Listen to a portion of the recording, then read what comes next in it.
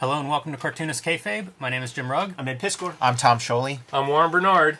And today we're going to look at some of Warren's collection of Platinum Age comics. Warren, you can talk us through there in a minute, but first, Ed, tell us about Red Room. We'll be talking about Platinum Age, but we're living in a new golden age of horror comics. The spearhead of that, of course, is Red Room. Murder on the Dark Web for Fun and Profit is the name of the game in the Red Room universe. 4 issues on the stands as we speak, including this free comic book day comic that you could get at fine retailers anywhere. I think I saw a price tag of $10 a piece for these things on eBay. You know how that shit goes. But there is a 4th issue of the Antisocial Network hitting the stands in early September. Every issue completely self-contained. So if you see an issue, scoop it up. You're going to get a complete experience, unlike those other monthly comics that are out there.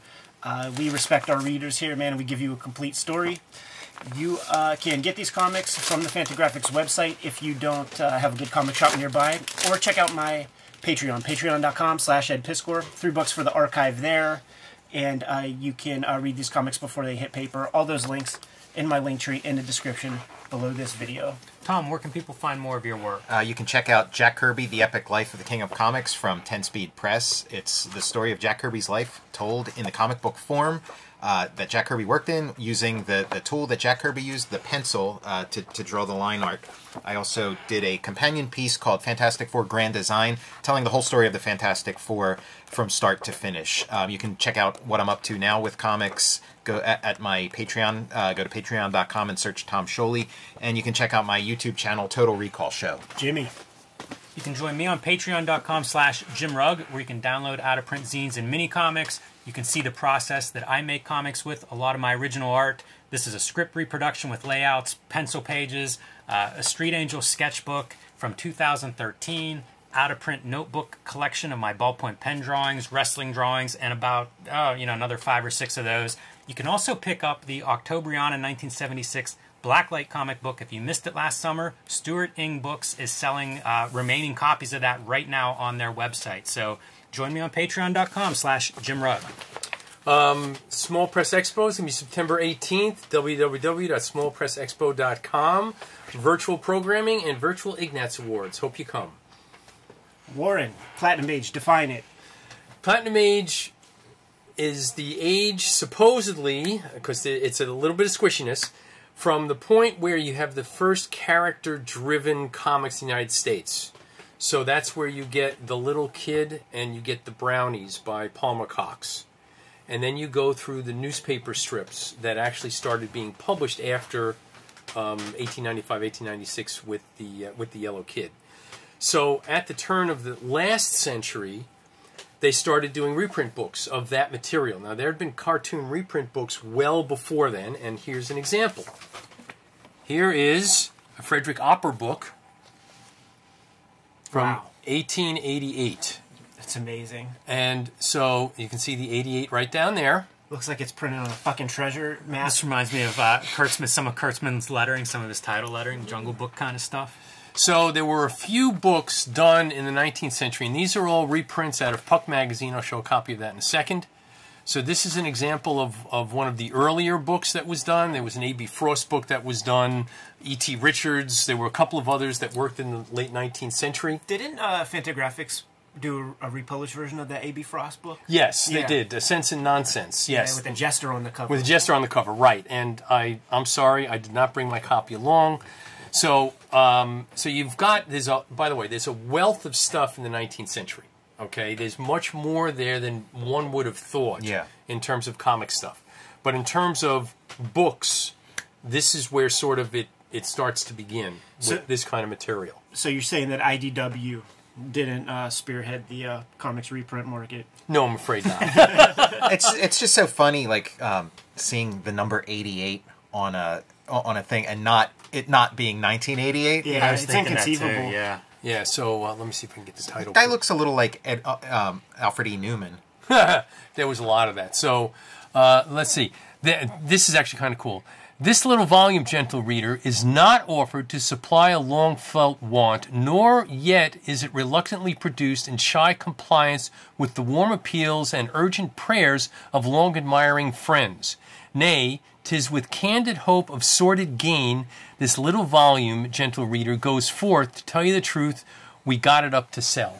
Sounds like a Chris Ware quote. It I mean, does. it feels like sort of the comics kind, like Stan Lee or something. This kind of like, salesmanship that is also humor and self-deprecating. And so here it is in 1888. They're basically going, "We're in this for the money." Yeah. Okay. And their But version, haha, we're in this for the money. we're in it for the money. So The and usual then, gang of idiots. the Puck Opera book, drawn by Frederick Opper. And it's a great book. There's a lot of funny stuff in here. He did a lot of great stuff for Puck. And let me see. Such quaint times back then, by the way, man, because there's no way a kid in like the 80s would allow an unblemished copy of Puck magazine to go without manipulating that title on the stand. Somehow Right. out. So I just want to show everybody that. Now we have here, if you read the histories such as they are, and unfortunately the histories of Platinum Age, which starts basically 1880s, 1890s, and runs until the Golden Age comics come in. But even there's a bunch of squishiness in terms of definition. Prior to that, you've got, quote-unquote, the Victorian Age, which is basically the 19th century stuff, but it kind of dribbles into the 20th century. And so there's a bunch of overlap there. Some people have said that this is the quote-unquote link, okay, not my words, between the Victorian Age and Platinum Age. So this is F.W. Howarth, who is also Puck Magazine. And so what we have, got Funny Folks by Howarth, and now Dutton, always published in London and in New York. So that's not that big a deal. 1899. So this is one of the first ones allegedly in this format, but as we saw with that 1888 book, that format had been used before. In terms of distribution, that makes so much sense, man, to not have like a slow boat or something, like bring books across the Atlantic Ocean, just make a deal over there, make a deal here. Yeah, so they would send printing plates over, and they would go ahead and do it there. It's genius. And there were other books like Charles Dana Gibson books that were the same format. So this concept that this was somehow some kind of leader or some kind of link or what have you is bullshit. Okay, I'll just go ahead and put it out there. And so here it is. We have these. It's both color and black and white. Every other page is color. And to give people an idea, here is a copy of Puck Magazine. And on the back is one of these. So you could see how they got the size. All right. So to say that this was some kind of link or what have you, I'll show you in a second, is really balderdash. So, and sometimes these were printed vertically instead of horizontally. Yeah. So, but all the ones in this booklet, or this book, are all vertical ones. The tightness of this art is amazing. Yeah. It's like machine stamped. Here's one of my favorite ones, okay? So this is basically how your dress can go ahead and tell who you are. All right, so you've got the physician with skull and crossbones. You've got the musician with, all the notes and stuff like that. The lawyer is sharks. The barber is, of course, a barber pole. And, of course, our Hebrew friends are all dollar signs and percent signs. What is that telling me about my ethnic heritage? Let's see. The gambler, all the cards. Could have guessed. The lover, all the hearts. And then the suburbanite, all the train schedules. So what you're saying is this guy created Zubaz pants. Yes, yeah. Well, and also you cut these off, and you got like the heart boxer shorts that you see in like every cartoon when someone's pants fall down. So anyway, and some of the stuff actually, unlike a lot of stuff from this era, some of this guy's stuff is actually really funny. So that was good. So you've got this now. We started getting Sunday pages, 1895, 1896, with the Yellow Kid. So not too long after that, you've got by 1900, you have got things like Buster Brown. And so if you look at the size, just go ahead and say, okay, it's about the same size. This is hardback, this is softback. But really what drove them more than anything else was that they would take the Sunday pages and they would divide them in half. So this is actually a full tabloid page. And here's this, and there's the second part of the page. All right. So this format had nothing to do with this. It had everything to do with how do you print a Sunday page. And that's it. So this, if you read about it, that this is somehow some kind of a link, I'm sorry. It doesn't hold water any way, shape, or form. Buster Brown would get his ass beat. Oh, At yeah. Still Valley High School, man. Yeah. In lots of high schools. Okay, my high school also. So I'll be honest with you, Buster Brown, I can't read it. Okay, it's very dated, but I really enjoyed when Buster Brown or these other characters would go around the world, and so you would see. Yeah, it becomes like a Tintin or something. Yeah, exactly. So you've got Buster Brown in Rome. And I've got a couple. I got one with Hap Hooligan going around the world. So Buster Brown in Venice. The color on the water's dope. Yeah, I love all this color. The paper is nice and thick. I love when it goes off register like that. Yes, yeah. There's a lot of that. And Buster Brown in Sicily, and of course. Wow, look at that. Yeah, man. this is beautiful. That's beautiful. Now, of course, Purples and orange. if there is a page on this that doesn't have a detrimental view of whatever the ethnic group is, I would be shocked. Yeah, that's like the disclaimer that goes on, pretty much anything like prior to like maybe the 70s or whatever, like on Astro Boy or Tintin or, So to give you an idea, so you have Buster Brown, and then Frederick Opper did Hap Hooligan, and this is one of the earlier ones. I think this might be the first one. This is copyright 1902. Hearst. Okay, yeah, so this is all Hearst stuff. And again, but this is done on nicer paper with better printing.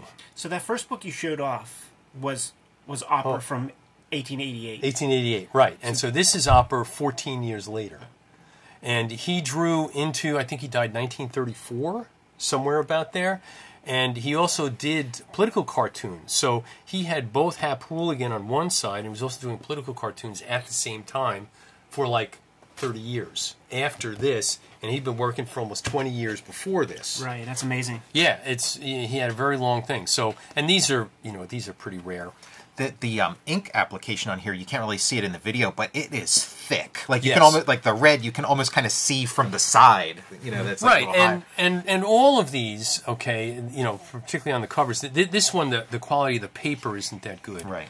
But all of these, it's that, and this is one of the things that people today seeing printing don't quite get. It's really different when you have a roller with a big glob of ink on it, okay, hitting a piece of paper than the way we print today. Mm-hmm. All right, all that inkjet like stuff. It's like butter on a piece of toast or something. Yeah, it's a whole different thing. So, so this format went from the turn of the last century, 1899, 1900, to 1921. So this is one of the last ones done.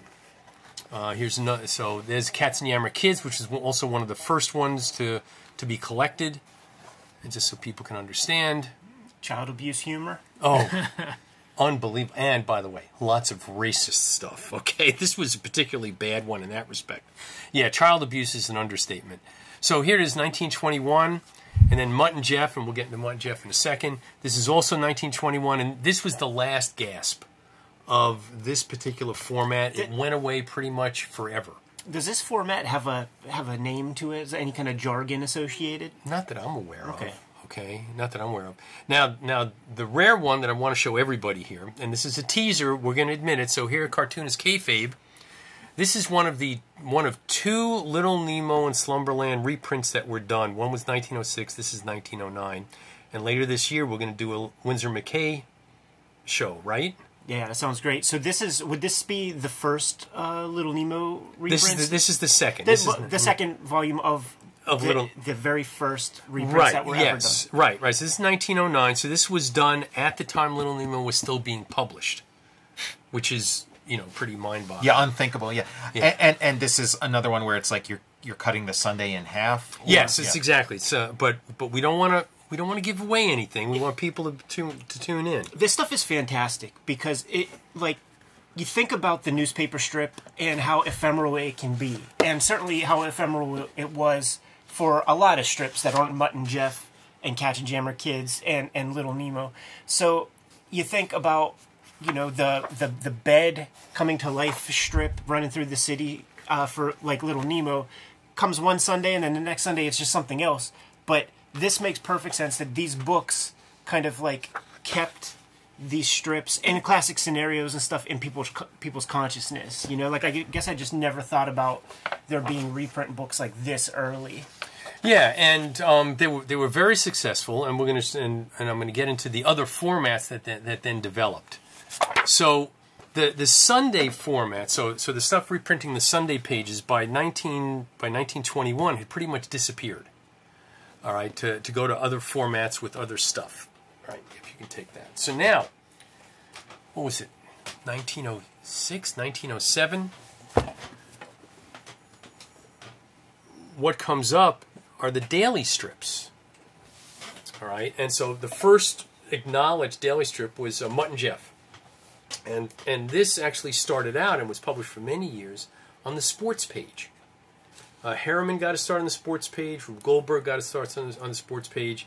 And here's Mutt and Jeff, and they got their start on the sports page. Baseball players, if I remember correctly, right? Yes. And so in 1910, Mutt and Jeff was so popular, it was syndicated all over the place. He was a wealthy man at this point. There were vaudeville shows done. There were cartoons done, silent cartoons. Yes. Do you think this was white, or was it printed on this kind of? Yeah, it was printed on this. I've never seen a copy that was white. And so we take a look. And so, how else would you reprint a? And there's Bud Fisher. How else would you print a daily page? Well, you'd print it like this. And so this was the beginning of. This was the start of reprinting the daily strips as opposed to the Sunday ones we just looked about. Now, they ran in parallel up until 21 when the bigger ones went away. And there was a plethora of these things done. It's fascinating to think about, like, you need this format for this kind of strip because these strips were printed at a similar size, like on the broadsheets, and you just simply can't reduce this kind of lettering to a smaller degree because you just can't read it. Right. You could barely read it here, to be honest. Yeah, I'm glad I don't need glasses. So this book, then there were 5 of these done, and the format changed. I'll get into that in a second. So this began the daily strip reprints. And here's one that's kind of unusual. Roger Bean. Okay. It opens this way, which is this is unique. I'm not aware of another one of these. Like a DeLorean. Yeah, it's like, right. Gull wings. I wish the cocaine came with it, okay? So that's how this was reprinted. That's an interesting format too. These are printing front and back. Yes, these are printing the previous Mutt and Jeff. Right. So there was that, and then we had, of course, Bringing Up Father. I think what's the date? Yeah, this is 1917. I'm pretty sure this is the first reprint of Bringing Up Father cartoons, even though there was a Sunday page. This is fantastic stuff, man. So here, and there's McManus. Let me bring this over into the. There's McManus at his table. Dapper. Very dapper. And so this is like, giving people what they want in terms of reprinting the daily page stuff. Warren, I'm so glad that you're a custodian of this kind of stuff, man. I've got a solid collection. There are collectors out there with much better ones than mine because there was a lot of stuff I didn't want to collect because it sucked. Okay, I just didn't want to do it, but these I enjoyed. Here's Tad Dorgan. It's funny too with this format in that it's come back a little bit in the last decade or so. Yeah. There's some connective tissue between these things. Like it's important to get the creator in there in some way. Yes, and it's interesting you mention that because in a lot of these, as you've seen, you saw who the person was that actually created it, which of course they don't really do. And so Tad Dorgan, he was also known as a sports cartoonist. He did political stuff, and he did strips. And this was one of his strips. And nicely reprinted. Look at the solid blacks you get. Oh yeah. All right, so that there's no. This is off of plates. It's not off of some kind of scan of a Xerox or whatever the fuck it is. Yeah, tear sheets or what have you. Bill Blackbeard's clippings. Yeah, and this is kind of an obscure one, but this just gives. I just want to give everybody a flavor that there were a number of different reprint books that were there at the time. So fascinating that they choose these like brown covers. There's Leipziger. Yep. And this is 1912. So this Tad Dorgan was 1912. So it didn't take long after that Mutt and Jeff one from 1910 to other people go, oh, we can do this also. Yeah, it just takes one, man. Right. And one of the more famous strips that came out was the Gumps, which was both a daily and a Sunday. And this is one of the reprints out of the Chicago Daily News. Now, the Gumps also had different format ones, and that's a whole conversation for another time. So there were like 4 or 5 of this format, then there were 2 larger ones that reprinted Sunday pages. There was a serial or a TV show or stage play or something, but they showed the guy who played, you know... Oh, I should have brought that with me. Yes, they found some guy that looks exactly like this. This guy has no fucking chin. He's got no chin, right, yeah. Well, I mean, and his neck starts from his ears and goes straight down. It's amazing. how about those like Popeye look-like contests? You know, Oh, they found yeah, some right. good guys Exactly, for- it was the same thing. But this is, I mean, this Yeah, guy had no that defies, mandible yeah. jaw. Not a compliment. And I actually have one of the Universal in-house magazines with the photo of the guy playing this. Yeah, it's all right, crazy. and you look at him, and you go, how do you like chew? Okay, Totally, I don't think he does, man. so one of the interesting things about this one is that it was used as an advertising piece. This is so cool because the original comic books were not sold. They were, you know, Right, they they- went along with cereal or dish soap or something like that. They were promotional tools, man. Well, also, what was it? Gulf stations had their own comic section. I mean, there was a lot of stuff where it was used as promotional things. Well, this is... these strips sold newspapers, so Right. it's like they were promotional tools from the start. And so this, I think, is 1918. And so this is nice. It's the Morris Hotel, the home of the Terrace Garden, Chicago's famous restaurant. In the back, there's the cameo room, and the best part is, everybody who wants to eat, go ahead and order. This is their a la carte menu. So, yeah, there's all kinds of Rare stuff here. bits. Yeah, and well, yeah, Dreams of the Rare Bit Fiend. So this was another, this was another use for that. But when comic books came along, there were, giveaway comics and things used for advertising. I could see like a comic, like your last page, having like a Grubhub thing where you scan the square. or Yeah, whatever. sure, yeah. So, in 1919, this came out. New format. New format, right. And this became... Still brown. Yeah, still very... Well, it's actually more of a red. I'm so curious to see what we got, man. If they gang up strips or what. Well, and so what they did here is they went this way. Interesting. Cut them in half. They cut them in half. Okay, and sometimes they cut out panels because some of them were more than the 4 panels. So this format became immensely popular. Now, certain places have written that like there were 2 million of these things printed, okay? Which is fine, except that I've never seen the source material that says that there were 2 million printed. Yeah, sure. Okay, so yeah, you can go ahead and read. It's like they'll say things like 50 million Golden Age comics were printed during World War II every month. It's like, well, where'd the number come from, right? And no one can give you where that number came from. Yeah, Same thing with this. So that's the number that bandied about. They were very, very popular.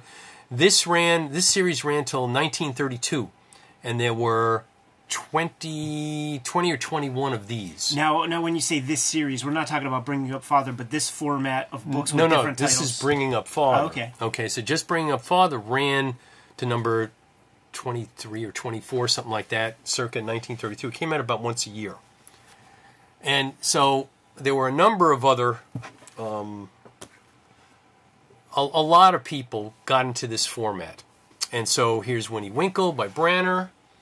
Mutt and Jeff, they went from that long one, starting with number 6. They went to this, and that went to number 24. And, gee, what happened in 1933? I'm sorry, went to number 18. Oh, that's when the first comic books were published. And the comic books wiped this out. Yeah. Okay, the second comic books came out. There were only maybe 2 or 3 of these done in 1934. Makes perfect sense. I mean, these are handsomely constructed books that are probably pretty expensive to produce, certainly compared to the pulp nature of the comic book. Right. You Yeah. know, this has nice binding. Yeah. Like you said, it's from the plates and stuff. And I'm sure these look better than things that would have appeared in Famous Funnies. And here you go. Here's advertisements of the other stuff that they had. So bringing up Father, Mutt and Jeff, Tilly the Toiler, Winniewinkle, Moon Mullins, Little Orphan Annie, Smitty. So they made sure that people knew that besides these kinds of cartoon reprint books, they had a lot of stuff for kids. This is all novelization stuff for kids, 10, 12, 15 years old. And so we have famous Barney Google and Sparkplug, and yes, I'm sorry, that's exactly the way it was back then. This kind of caricature was rampant throughout all of the comic strips. There wasn't any, there were very few that didn't trade in this. Even Frank King's Gasoline Alley, when you look at the way the Maid was drawn and stuff like that. So people have to know that if they go back and read this stuff, they're going to see stuff like this. Sorry, that's the way it was. Was it right? No. Did they think it was right? Yes. Were they assholes for thinking of that? Yes. So, and then, again, and these were also cut down. Man, yeah. This print work is amazing. And this was very well drawn stuff. And Barney Google was very famous. There was sheet music sold hundreds of thousands, about millions of copies. What of the Barney Google? Barney Google that's with right. the googly eyes. That's exactly it. That's this stuff. And there were 4 of these that were put out by Couples in Leon. And here's a rare one. This is by Sonnet Publishing. This is number 2. This is one of 3 Popeye ones that were done in this format. And the only place that prior to these you could see E.C. Segar work. And what's nice about these is that he did special splash pages.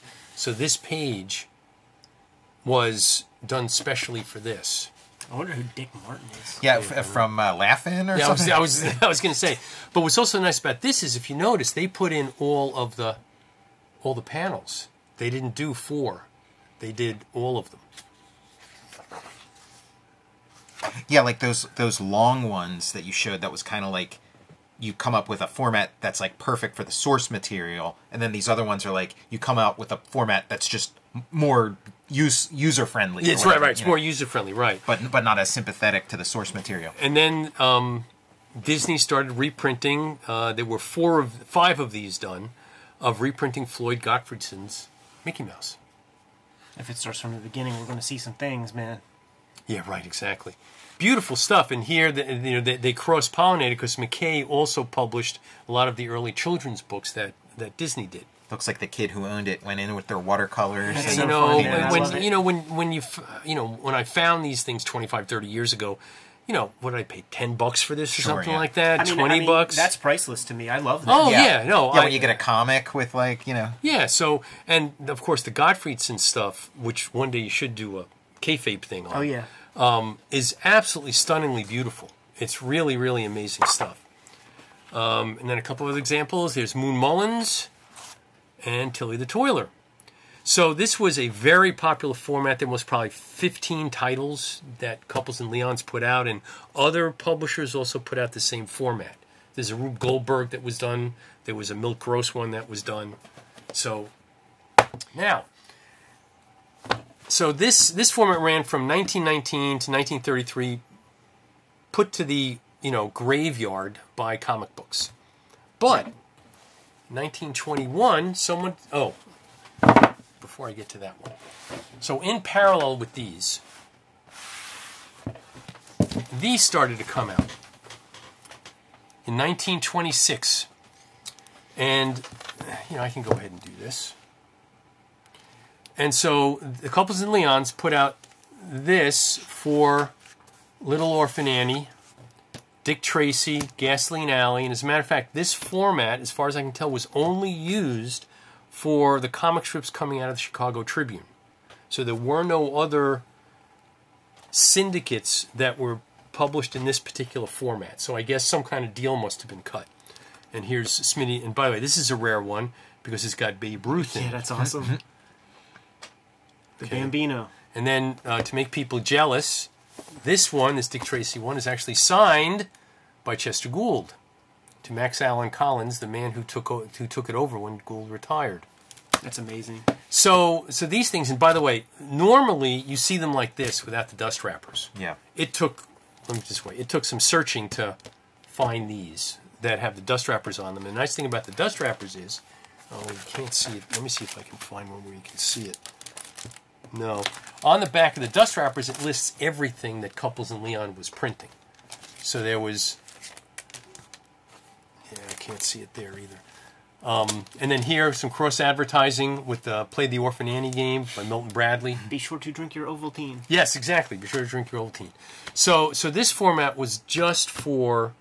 Couples and Leon just did it for the Chicago Tribune cartoons, comic strips. And I love the Stooge Villa one. It's all water damaged, but nothing you can do about that. Well, because we now consider comic books monthly, okay? Well, guess what? When did that start? It says Comic Monthly. So there were 12 of these done between 1921 and 1922. These are. You know what this kind of reminds me of is that, like, we have this conception of comic book history that keeps changing because it is mistaken for reality, but it's not reality. It's just our understanding, and as we learn more things, that understanding changes. There is so much misinformation. I did an article a number of years ago about the Senate comic book hearings, where pretty much everything you'd been told was wrong. So, but anyway, so these came out every month. They featured another one of these famous, cartoon characters, comic book characters. Well, not comic book. And then on the back, they would go ahead and promote the other. This is a good one, so you can see some of the other ones. And this experiment of monthly comics lasted a year, so there were only 12 of them that were done. What kind of crazy person would put out a comic every month? Something, clearly this failed. Didn't anybody learn? And these are actually pretty nice. They're on very cheap paper, so these things... Yeah, it looks like a coloring book. Yeah, it's very cheap paper. And so here, this was the last one, Volume 1, Number 12, December 1922. And it just reprinted, again, the daily pages. Very piquant. We have a nice aroma of newsprint, like wafting through the room. Exactly. Okay, done on cheap paper, which is why not a lot of these...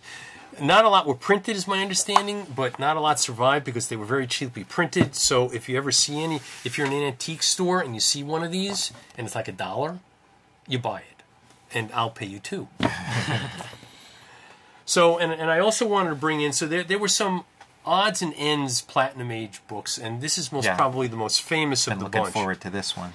This is Secret Agent X9. It's the first of 2 volumes. Yes, I should have brought the 2 of them with me, but I didn't. And this is Alex Raymond. And Dashiell Hammett actually did write the first year and a half of the comic strip. So you have both comics people looking for this and mystery people looking for this. These guys who have these 50-year careers, man, it's amazing. And this is super early Alex Raymond, and you just watch him just get more and more ornate. So this is 1934. He died in a car accident, 1956, I think it was. So, and he had been working for a couple of years before this.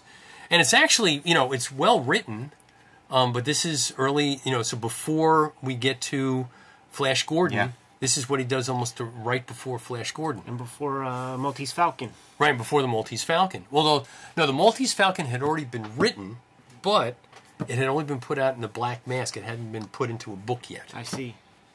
So that's what you're here for, man. You got to school us.